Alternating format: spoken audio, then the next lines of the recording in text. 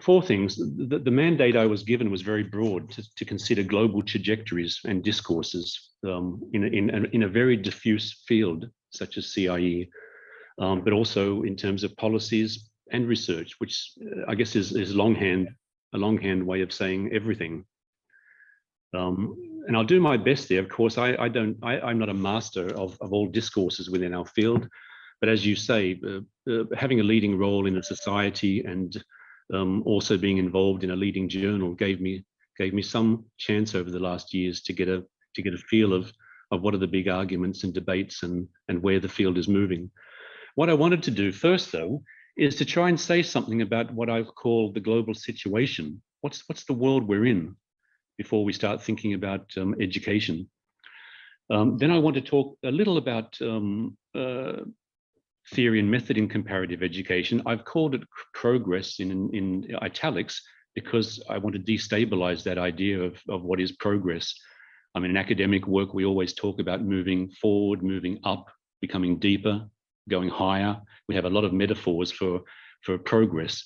Many of those have now been challenged in say, development studies, where that idea of forward movement is not necessarily something that is good for all communities. So the idea of progress for me is problematic.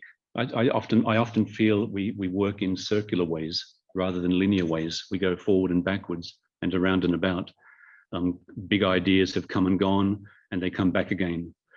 But I think the key of my talk here, having talked a bit about the issues in the world and the issues in our field, is to try and argue for a more solidly humanistic approach, not at the expense of the social sciences, but to think about multiple comparative educations and the way that we can start working across perspectives, not only in an interdisciplinary sense, but across intellectual outlooks. And that's where much of my work has been devoted in recent years.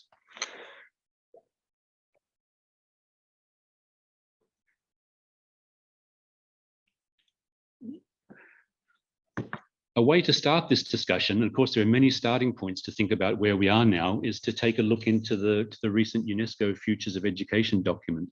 I imagine many of you have seen that document. If you've even read the abstract or the first chapter, you'll be, I think, perhaps not horrified, but very worried about the state of the world and where we're going. And of course, UNESCO undertook an enormous consultative process around the world, trying to garner different perspectives on the state of the world and the relation of education to the world. And the picture, frankly, is not pretty.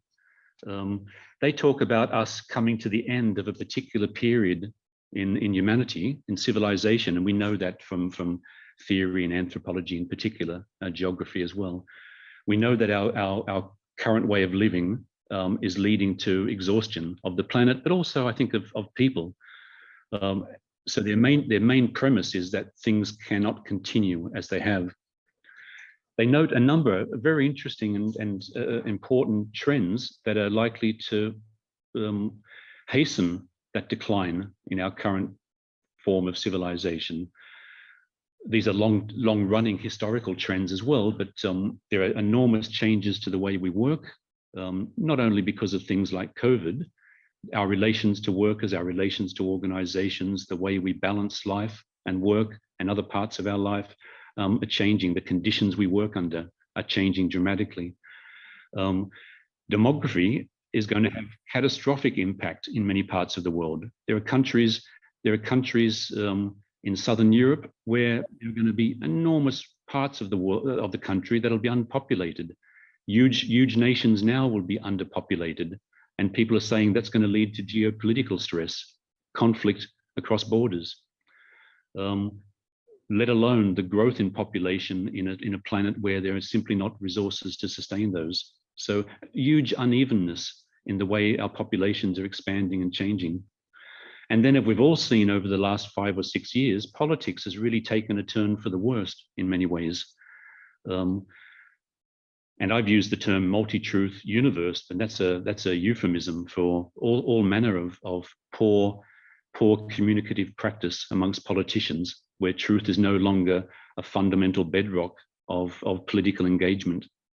You know, you can make your own truth. And as long as you have a community and an organ to promote that truth, then it has a status of some sort.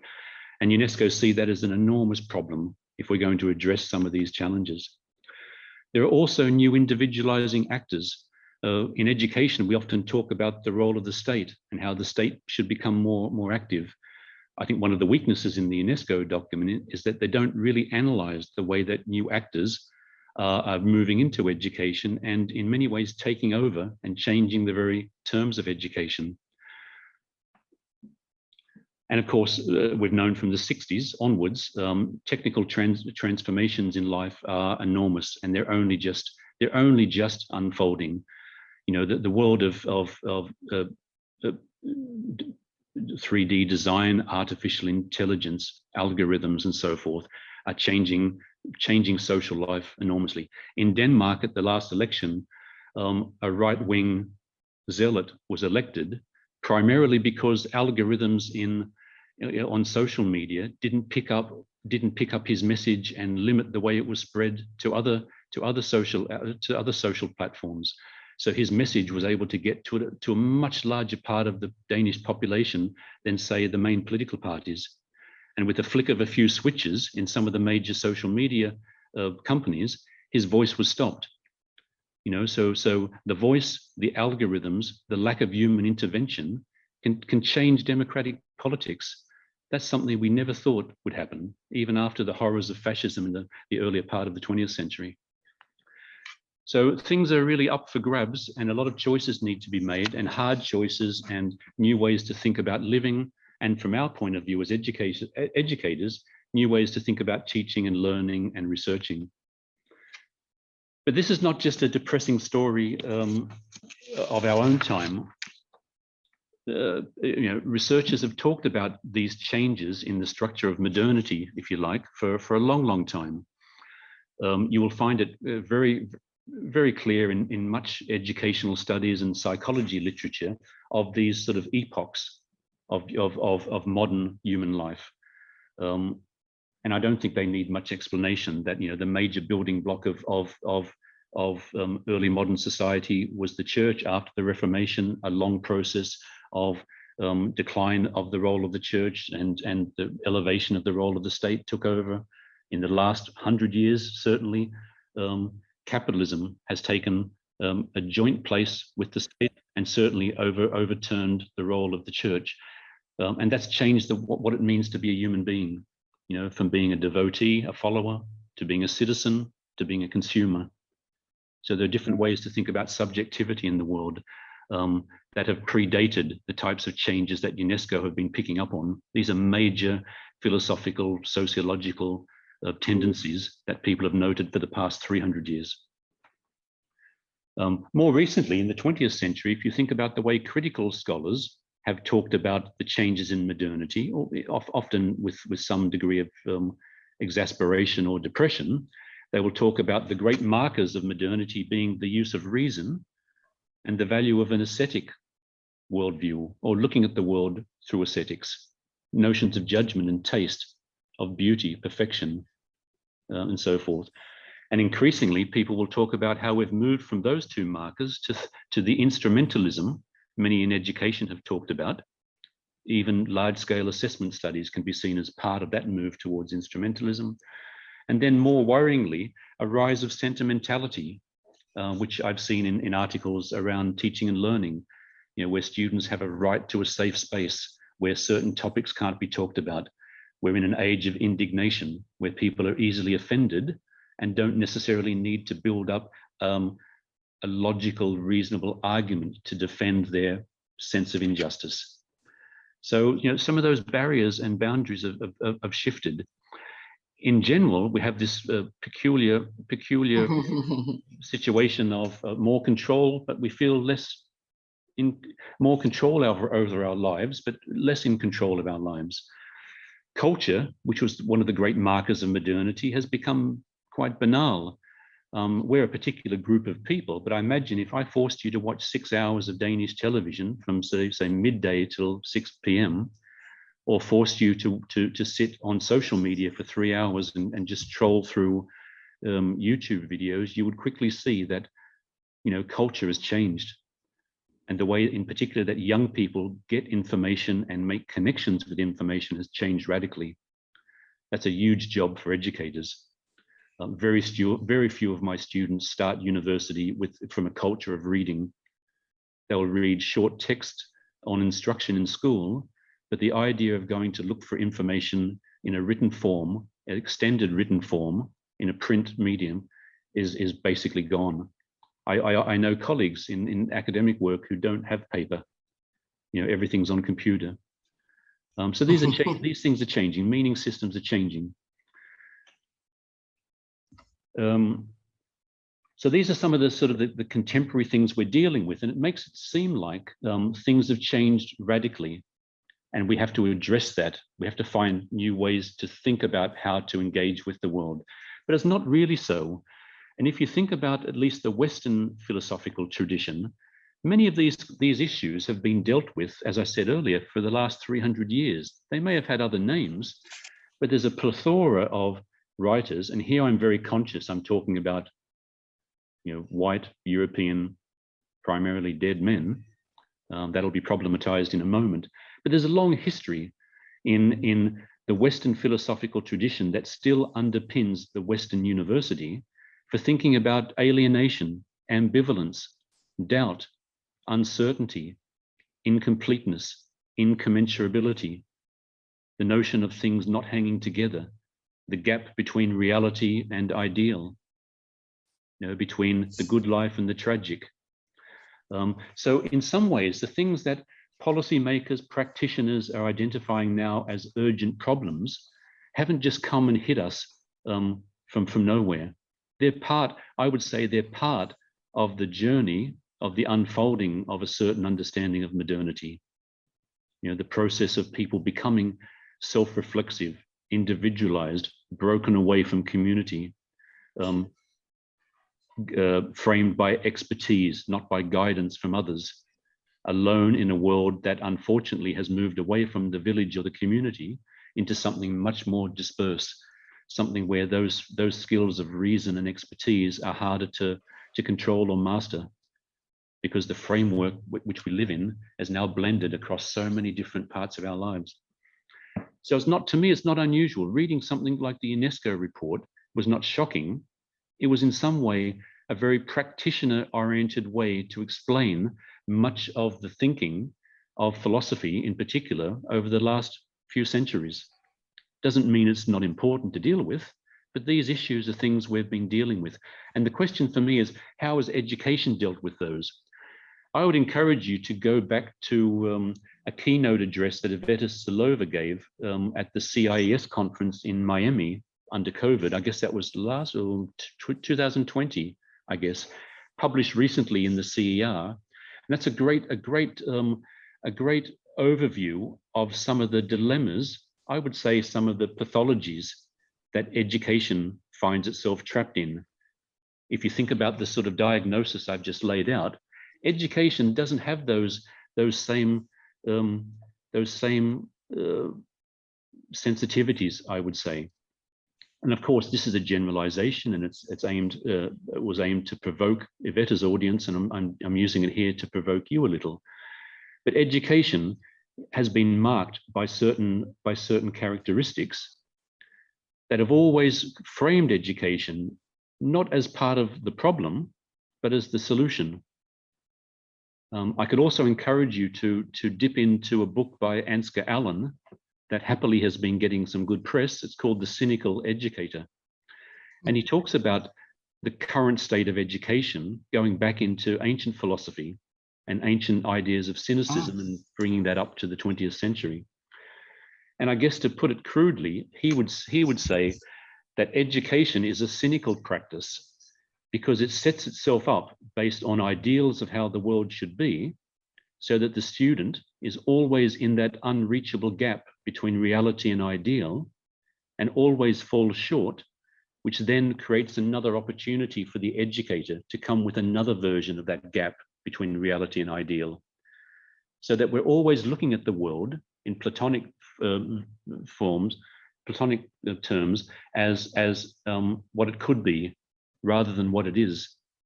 Our starting point in education is to talk about how the world could be. And of course, that's not unimportant, but you create that gap immediately. And his provocative step was to say that we are all part of that, not a conspiracy, but part of that movement to deny the fact that we cannot make the world right. Education has a role. It may have a big or a small role. In some areas, it's had an enormous role in terms of issues of equity and access and literacy and so forth. But in others, it's created as many problems as it's solved when it's been seen in isolation from other parts of social policy. Many people in Nepal, a country where I worked for many years, would say that the civil war in that country was caused primarily by the far too quick access to education for all, right? That raced far ahead of job and social opportunities. So education, of course, is an important tool and resource in being human, but it can also be a damaging weapon. So for much of this thinking, I think in the world and also in education, I think there's an increasing consensus that we have to start looking at these challenges, firstly, by thinking afresh, looking at the world differently and trying to see things from different perspectives. That means adjusting our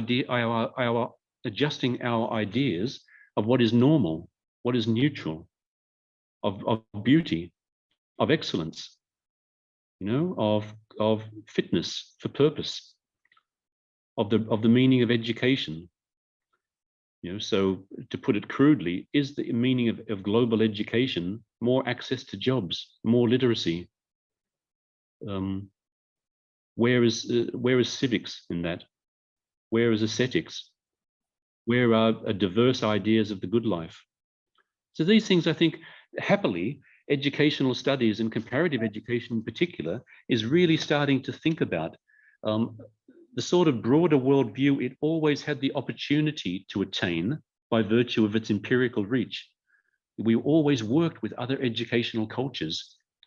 We always understood education as culturally and historically grounded. But so much educational research that now has a so-called comparative twist is denying those cultural anchorings or roots and is thinking about global norms, universal values, helping everybody reach accepted targets. And there's huge dangers involved in that. So I thought I need to move on and say something just about some of the moves in theory and method. And I wanted to start with Michael's talk from last year, which became a really interesting paper. And I'm paraphrasing some of this and adding to it.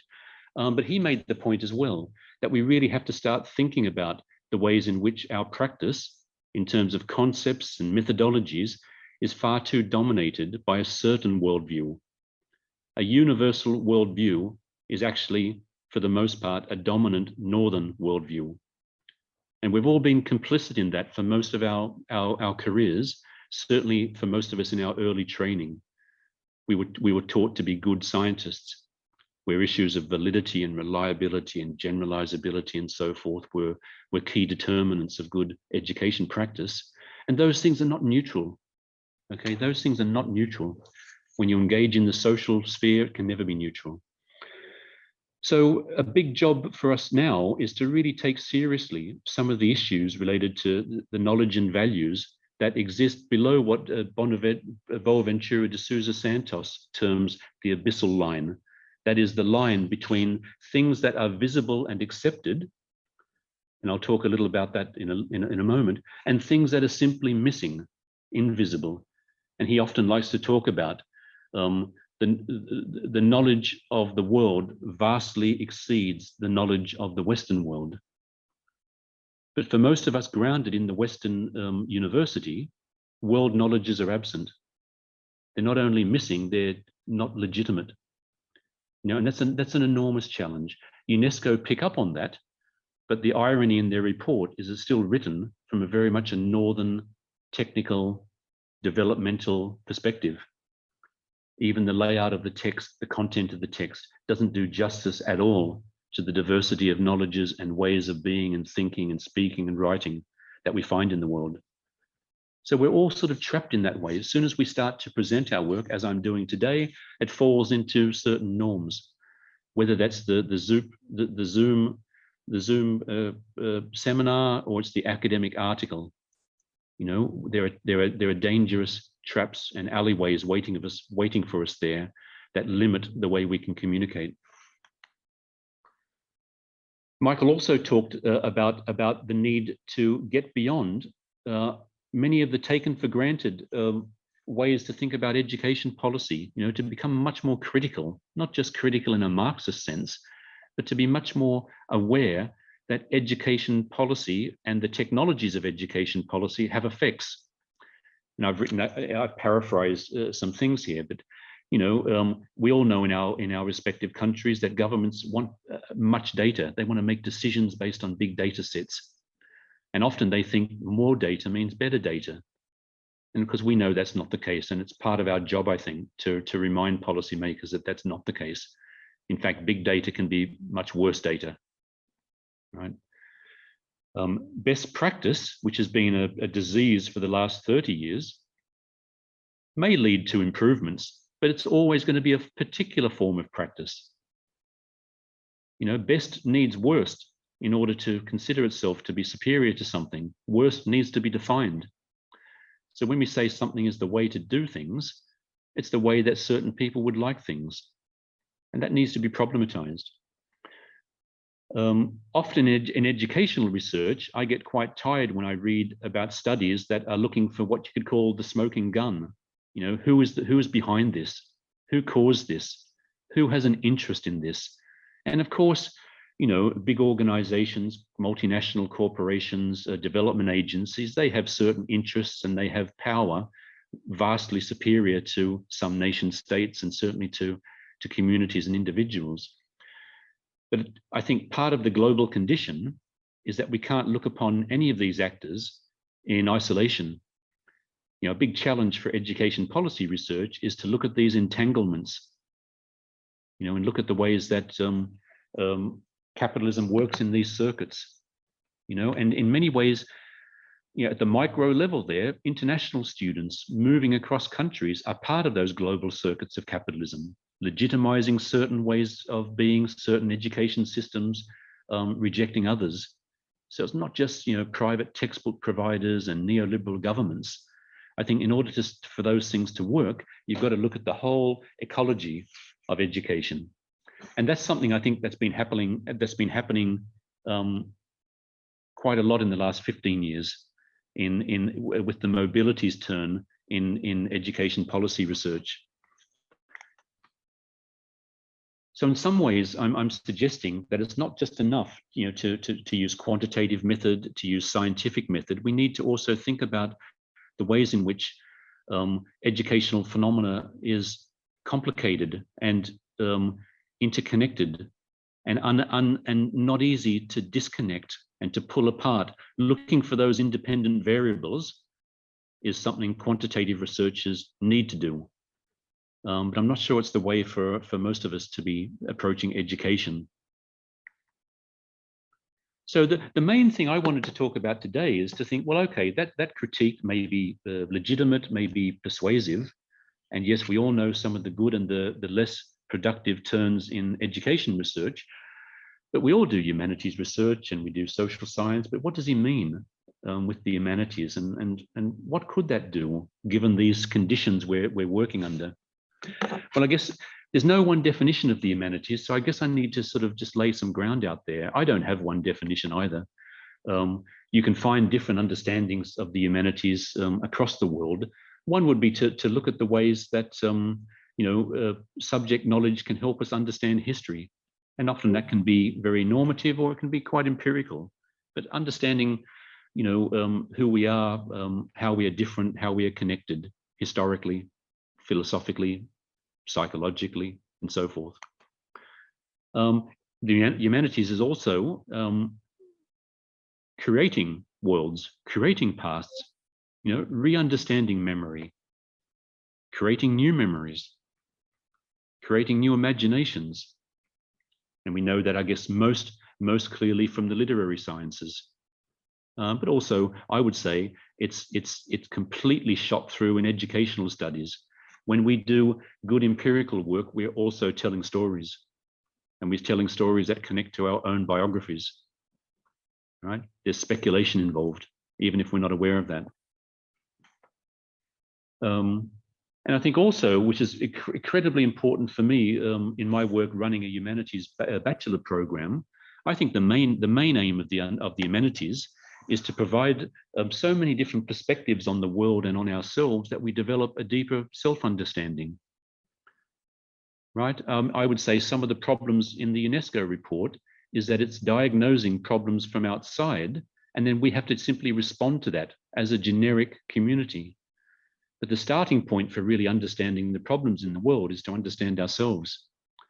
And one way to do that is to think about that 300-year history of changes in modernity. Right? So UNESCO, if you look at it from my perspective, you may be even more depressed because there is a trajectory here of the world radically changing, and how we get it back onto other tracks is a deep and complicated discussion. But maybe some post-structural, postmodern philosophers would say this was always likely to happen. We started writing about this in the 60s, right? It was always going to happen. The world would disintegrate in terms of a cohesive polity, and we'd have to find something new. Often they had futuristic scenarios. They haven't come to pass yet, but the world has changed. And those self-understandings, I think, have to come first before we start doing research. So one way to think about what the humanities could do is to go back to a good old favorite that I was trained in when I started my studies, and that's Charles Wright Mill's famous book from the late 50s. That was a foundational text at my own university in the 70s and 80s, the Sociological Imagination. How do we think about this big picture? If you think about when he was writing, there was in the 50s a Cold War, there was anxieties, there was rampant consumerism. For the first time ever, divorce was becoming widespread and to some extent acceptable. Delinquency, as it was called, was becoming mainstream. Rebel without a cause and kids who couldn't find a purpose. And then, of course, the context of Vietnam meant the social relations were breaking down within America. He tried to understand those dynamics, not by focusing on one thing, but by, in some way, a Marxist dialectical strategy of looking at the biographies of people and putting in the context of history, of looking at private lives and putting them in the context of public worlds. So, for example, and we would all know that now, of course, but you'll find people slipping into another logic. Divorce is not simply the consequence of two unhappy people. Charles Wright Mills would say it's also partly due to the changing structures of the labor market. The so-called liberation, or at least empowerment of women, the rights of minorities, changing relations of childcare, access to childcare, consumer demands for the good life. So divorce, in some way, is the symptom of the visible product of a lot of other social dynamics. And it's not enough to put people into counseling, to go further with that example. That needs to be done, but you also need to look at the structural causes of that, the conditions that are creating that problem, whether it's divorce or delinquency or young people's lack of engagement, as we see, say, in Japan, East Asia, kids not feeling they're connected anymore. That's not something where you just drag those kids off to counseling. There's a structural dynamic at work there. So his point was, how can we understand these complex problems in a world that's radically changing, and how can social science help us with that? And I think his ambition as a good Marxist sociologist was to try and tease out some root causes. What's at the bottom of this, and how can that be dealt with? And that could be through good public policy, legislation, changing working conditions, and so forth, creating different understandings of social justice. And I'm not sure that's possible anymore, to find the magic bullet, the silver bullet, the solution to find in this complexity the thing that has to change. The thing that has to change is certainly not more education. It's certainly not even just better education. Those things are essential, but there's a lot more happening, right? And education is nestled into so many other circuits and entanglements that we need to be better as scholars in understanding where education lies as we try to look at these challenges. So my interest really is thinking, what would be a humanistic imagination? And I've always been interested in meetings across cultures and across disciplines, but also across perspectives. And recently, knowing a bit about this myself, recently I started reading books about those early movements in North California, Big Sur in particular, where after in the 40s, and some of you will know that with David Suzuki, later with Alan Watts, and a range of psychologists who were trying to come together and see what we could learn from the best of the Western intellectual tradition, and how could that marry with the best of the Eastern intellectual tradition. Similarly, how could science speak to the humanities? And how could we find ways to get, in their case, higher levels of consciousness, I guess, not necessarily enlightenment in a spiritual sense, but to be more aware of themselves and the world through the meeting of these cultures. Many of us will know that two culture argument from Snow and the challenges of working across academic cultures. But that was the project for that sort of liberal arts educational tradition of trying to find a meeting point, not being dismissive of difference, but trying to incorporate difference, being open to the other and being open to the unknown and the unknowable. And this is far too crude, but often they will talk about the ways in which the humanities was supposed to give you individualized meaning, whereas the natural sciences, and that's not necessarily social science, but the scientist in general is looking for cause. To me, the greatest part of a humanistic imagination is to be open to things we haven't seen before, that we didn't understand or we didn't realize, to get a sense of wonder. In some senses, that harks back to a romanticism. I'm sure of that. Where unlike the humanist who's looking for openings, that the scientist is looking for closures. And I think in some ways, of course, we're not natural scientists, but in some ways we are very much governed by a social science logic. And I would say in my career, in the last 20 years, education has moved much, much more towards a social science logic that is now neutral. Right? It's not a particular gaze anymore, it's the gaze. Whether it's in the way journals expect you to write an article, funding bodies expect you to present a grant application. I gave an abstract to CIES last year on these types of themes, and it had to be judged in terms of a 5-point Likert scale. You think, my God, how can you even start to have this dialogue within our community when it can only be read through a certain logic? That is crazy.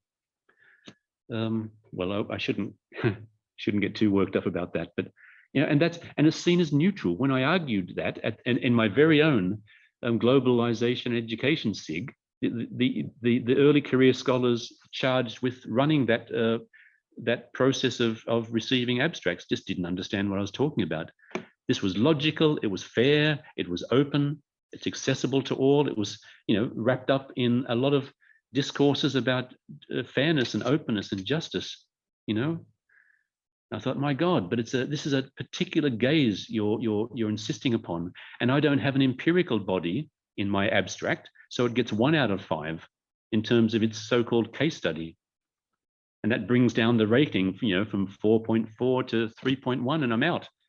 It's just madness, just madness. So I'm thinking a humanistic imagination has got to take the courage, to work with entanglement and difference, not to get conclusions, to come with new problematizations. Even though that is going to be difficult in many cases to get research funding and to publish and so forth, that's the biggest challenge for a humanistic approach, is to keep the, is to look for that complexity and keep that complexity on the table. It also means being self-reflexive and being aware that we're always working from perspectives. I think that's the greatest strength of a humanist, is to always realize they're speaking from somewhere. And I think increasingly young scholars in educational studies don't realize they're speaking from somewhere. That somewhere is good scientific training with good procedures, right? And that's potentially dangerous, because I think in the long run, that type of scholar will end up dovetailing very nicely into policymakers' worldview, right? And that's one reason why most of us only know one or two philosophers of education, you know, if we're lucky, that most departments don't even have that anymore, right? That philosophy is not now seen as something to present in many education policy or comparative education journals. It'll be pushed off to a boutique journal connected to philosophy, for example. So I think just to try and wrap up here, how we respond to all this.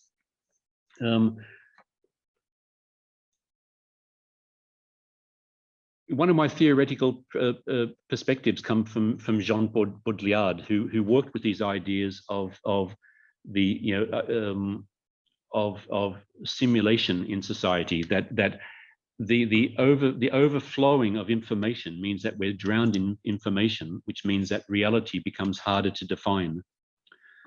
And he would say, even though he's been dead many years, he would say that empiricism in education is one of the many ways in which we create more reality, more facts, and we drown in more information.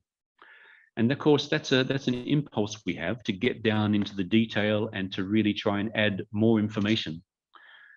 The danger there is that we create yet more versions of truth, and give policymakers, I think, an even clearer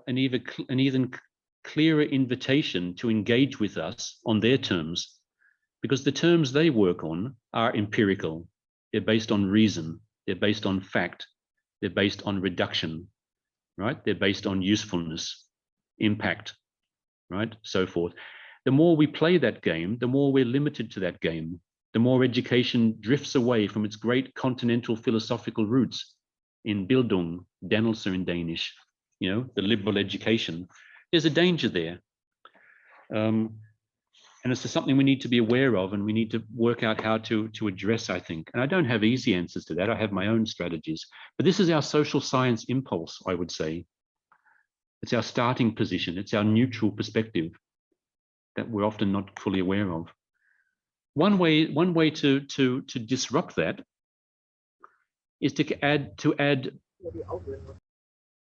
One way to disrupt that is to add further portraits of the world that are in some ways disconnected or at odds with conventional ways of thinking. So some of you will know that from, say, magic realist literature, and so many films that blend fantasy and fiction. I'm not thinking sort of Star Wars. I'm thinking, you know, mainstream representational film that then may shift and have another frame. That's one way with an aesthetic strategy, is to have imagery, poetry, images in text that are ambiguous. You know, many writers, many writers would say that, you know, the meaning in a text comes between the words. You know, some musicians have said music is made in the pauses between the notes. One of my favorite painters, Edward Hopper, once said, if I could say it in words, I wouldn't need to paint.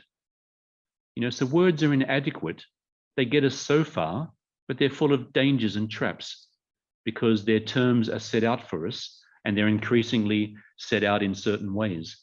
But wider aesthetic strategies mean that words can interplay with images and emotions and create multiple meanings, and disrupt that social science impulse and open up educational studies to something broader. So there's some of the things I've been interested in. I'm conscious years ago, when I was in New York, I went into the museum of the Metropolitan Museum and stood in front of this small, what do you call it, sculpture. stuck in a corner. It's actually a famous sculpture, unknown to me, but I was just absolutely transfixed when I saw this, and it's been written about and talked about for many decades. It's a piece of ancient art. No one knows exactly what it symbolized. They have a hunch that this was the subject, but of course it's a fragment, right? It's the remainder, the leftover, the unfinished whole. And in many ways, this fragment requires you to have an imagination of what this woman, this subject, must have looked like.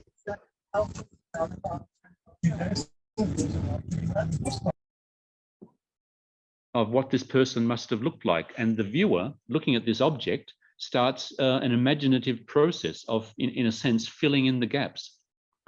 And that's a subjective process. That will be one that's creative, it's full of wonder, it's full of uncertainty. It requires thinking. You start making connections to history, to gender, to culture, to your own experiences.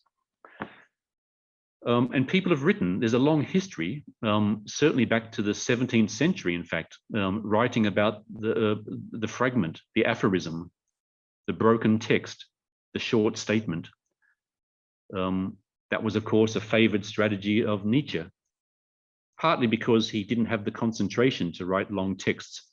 He had considerable mental and health issues, and found it easier to walk all day than come home and write in short statements. But there's a long history for that. When taken together, those statements require the reader to do analytical and creative work and put together a text in their own terms. And I've been trying to do that in my own writing. And recently, I published a book with a good colleague of mine in Denmark, where we did a comparative study across 3 countries where we looked at youth and education.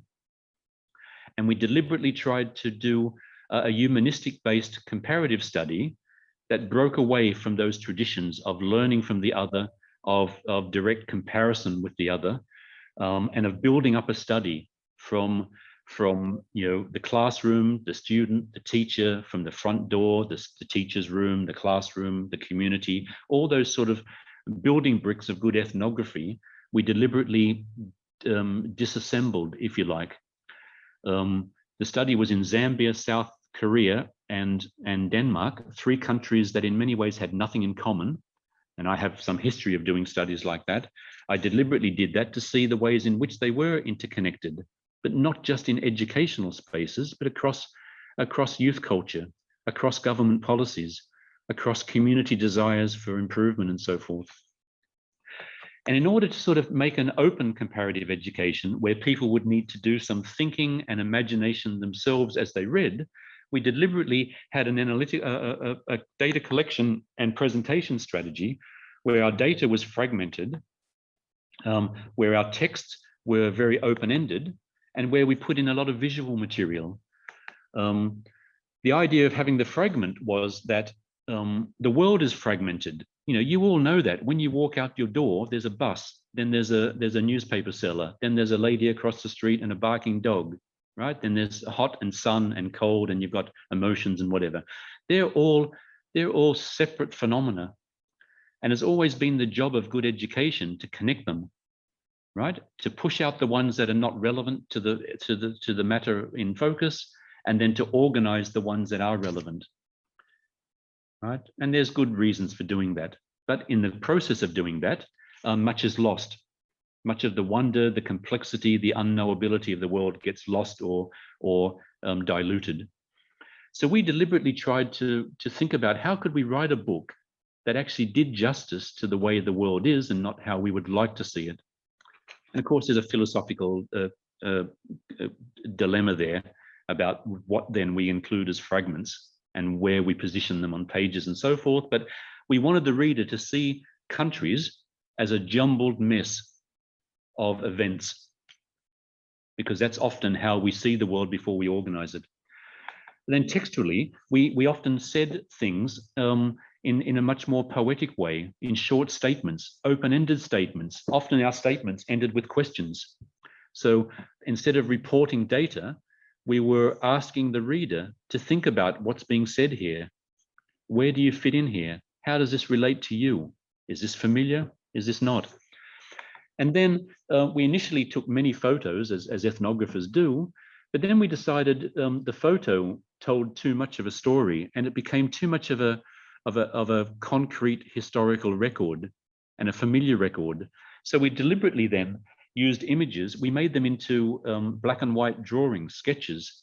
All the photos were converted into sketches so that they were much more ambiguous, that you had to engage with the picture and try and read the story in connection to the fragmented text. I would need a lot more time to help you there, but here's just some examples, and maybe they're not the best examples. In a big section here where we were talking about, we had fragments from school teachers talking about the dilemmas of education in Lusaka in Zambia, and kids talking about poverty and sexual abuse and hunger. And then teachers talking about learning objectives in a context where there were no textbooks, let alone chalk for teaching on a board. Then government documents are written in the most generic manner with universal educational goals in line.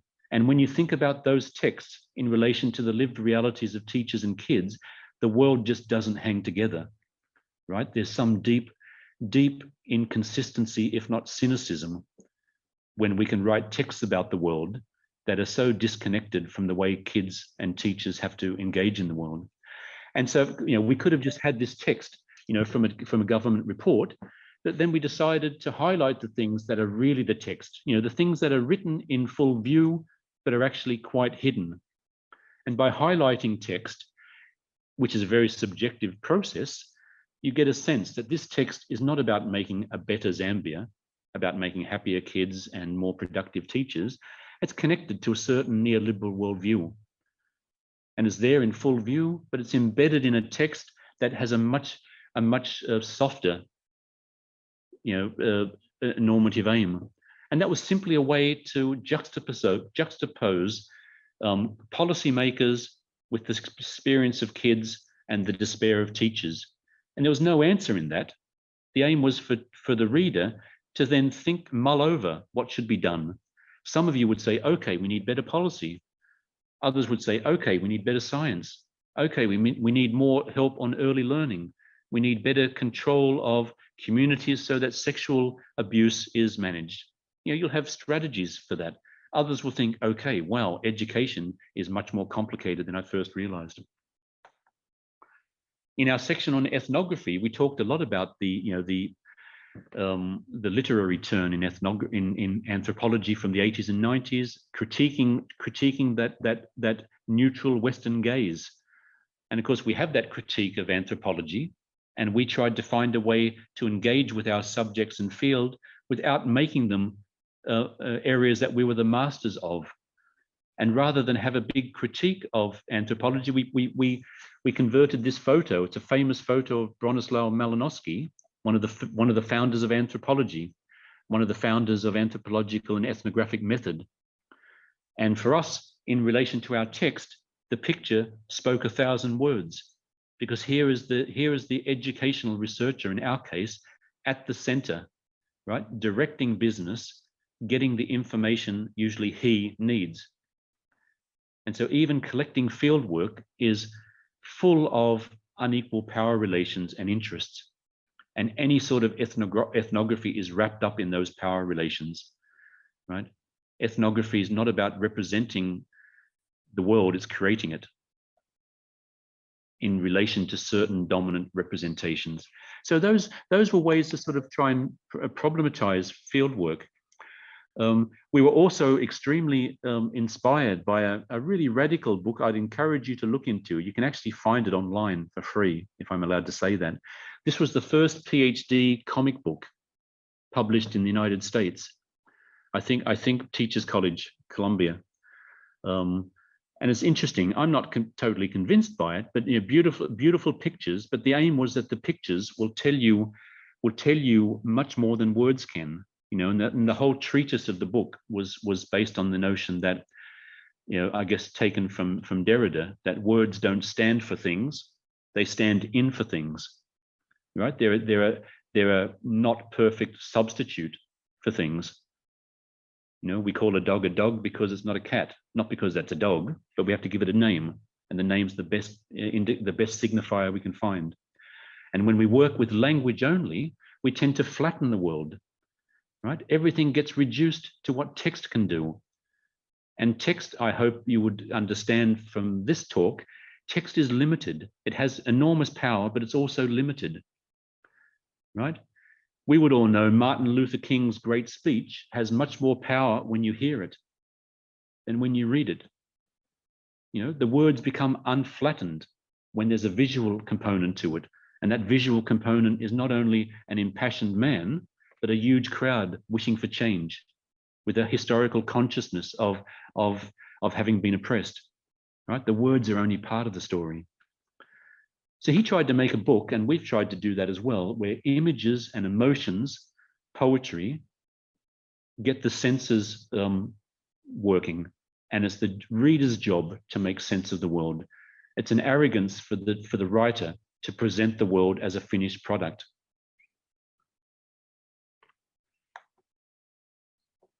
So in that sense, it's the pictures become part of the argument. The imagery is part of the argument. It's not an accompaniment. Whereas the great tradition in philosophy is to think of